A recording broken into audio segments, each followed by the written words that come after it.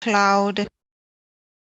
Lovely. Thank you very much. And I'm sharing this on Facebook as well.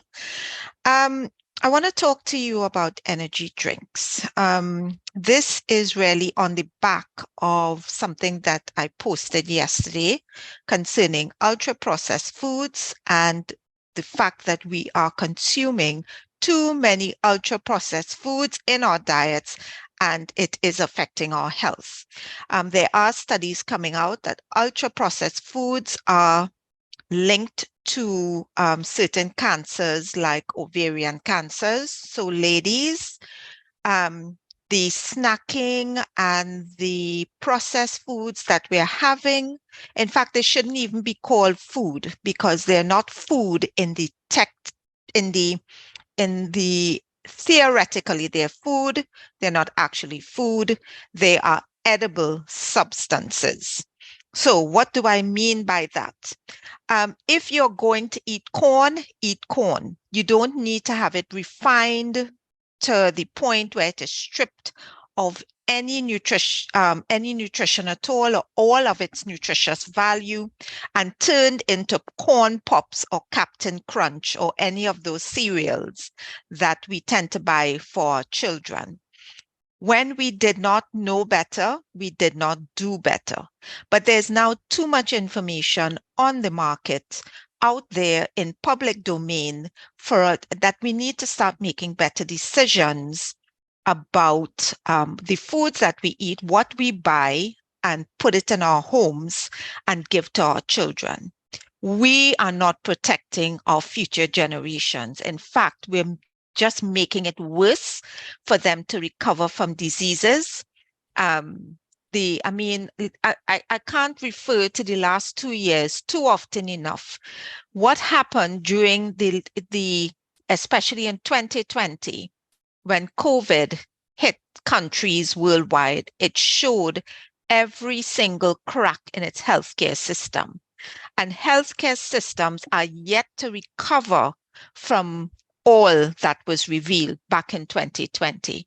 It showed us how unhealthy we are, and it made it difficult for recovery and treatment. Yeah. So we need to start paying attention. We cannot be oblivious to the fact that a lot of what we eat is not food. And I want you to get pen and paper at the end of this video. Go into your own kitchen and make a note of all the foods that you have in there. Make it a list, split a line down the middle of the page.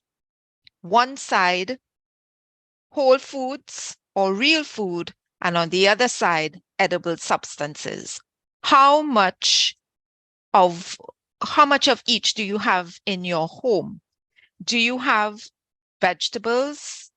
What are you eating, in other words? I need you to make a list.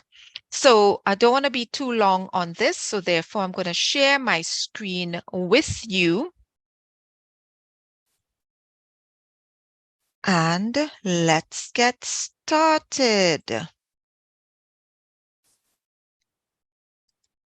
Right. So are energy drinks really healthy?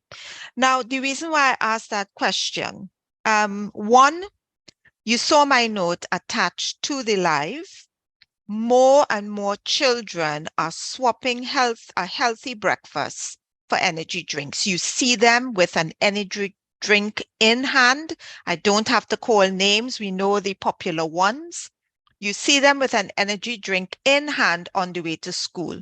And it's not only children. We also see adults making their way to work with an energy drink in hand. No breakfast, but what are these energy drinks doing to our bodies?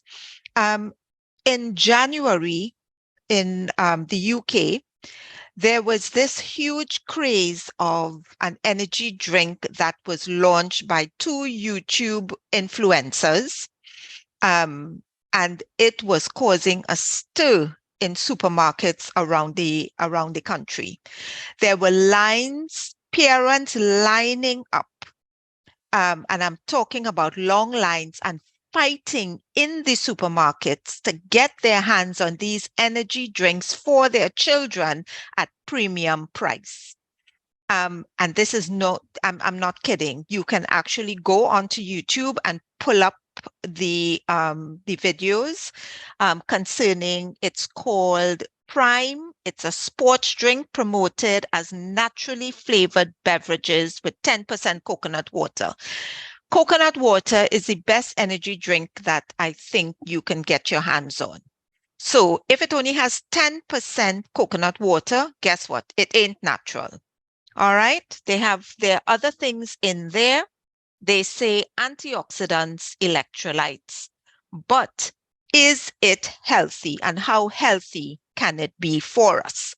And why are parents getting into a fray to get these energy drinks for their children? So how do energy drinks affect your body? I mean, it's short-term benefits, long-term pain.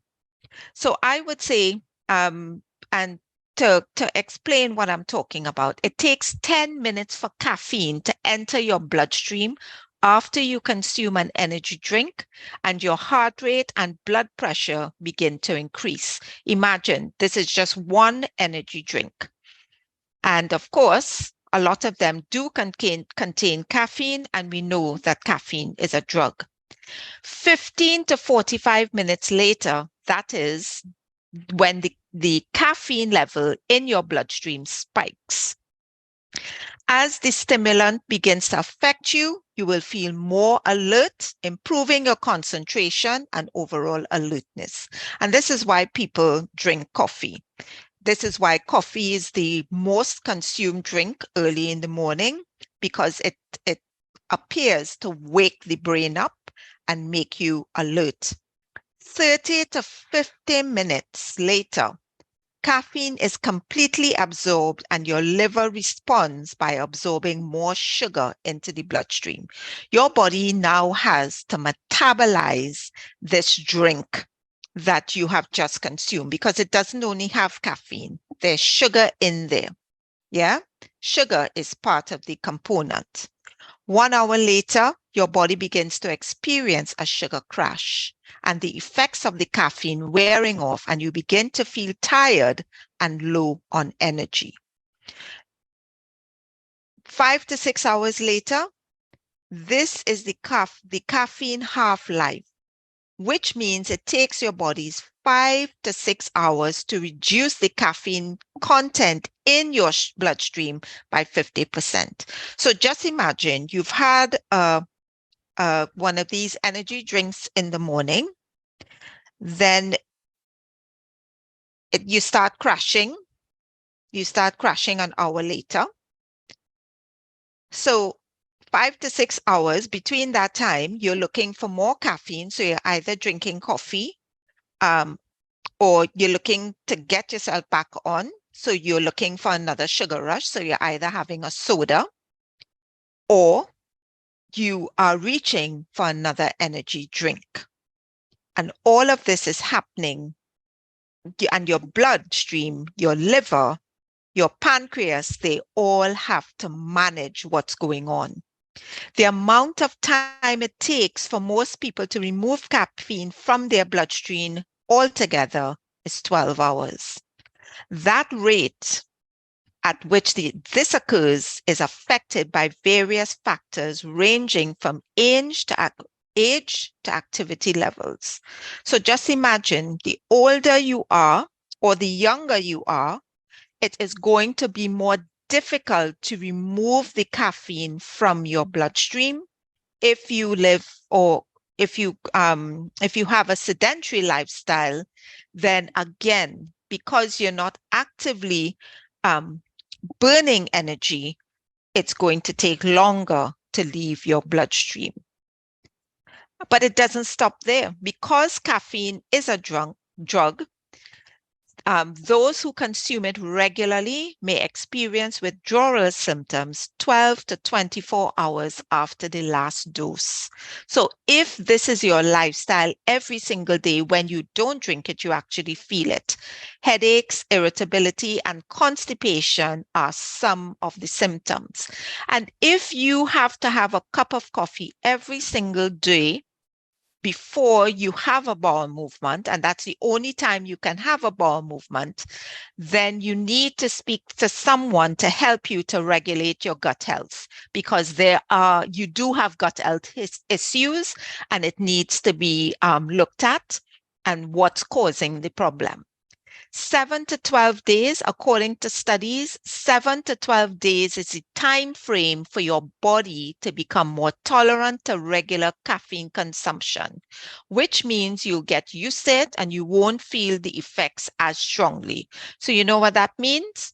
The 1 cup of coffee that used to carry you along, or the 1 energy drink that used to take you along, you've become so accustomed to it now that you're now looking for 2.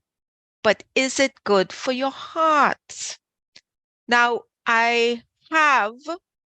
this is going to sit on on my account, but I do have a handout called Know the Toxic Effects of Energy Drinks. If you or your teenage children, or even your young children, or you have a friend you've been talking to about the effects of consuming energy drinks, and they are not listening, this handout I can give you. All you have to do is message me. You can private message me, or you can put it in the comments, and I will get in touch with you and I will send it to you. If you're private messaging, just give me your email address and I'll be happy to upload it to you. But we need to take better care of our systems. We need to take better care of our children. We owe it to them to sow good seeds, because whatever you sow is what you will reap. If you sow to ill health, then guess what? You will reap ill health. Yeah? And we know that the foods that we eat, that is the number 1 factor that's driving poor health outcomes in nations, especially Western nations. It's time that we learned how to eat right and live right. Time is running out, people. There are other things that I need to discuss with you. Our food sources are changing, and these things are coming into law. They're being legislated. And soon enough, if we don't take control now, we are going to lose control over our food supply, and bit by bit it's happening. So if you want to get the handout on the toxicity of energy drinks, just send me a message. Send me a message in the comments, or you can message me privately. Give me your email address and I'll be happy to send it off to you. All right. Stay tuned for more. I will be sharing more. If I can do another one tomorrow, I want to talk about insects in food. Yes, the EU has written it into law. They have legislated it. Manufacturers now have permission to take ground up insects and put them as protein alternatives in bread, pasta, and other products. Don't think it's not going to affect you where you live. This is what we know of with the EU. We don't know what other countries, especially if you're a big importer of food, you need to find out what you're eating. So if you're not cooking it from scratch and you're taking it out of a pack, you need to make sure and read the labels. All right. So we'll talk more about that tomorrow. I'll be back as long as I have the space and time to do it. All right. Stay safe, stay healthy, stay strong. And just remember, that God is in control of everything. Not man, but God. Yeah? All right. So I'm off for the evening. Thank you for your time. Bye.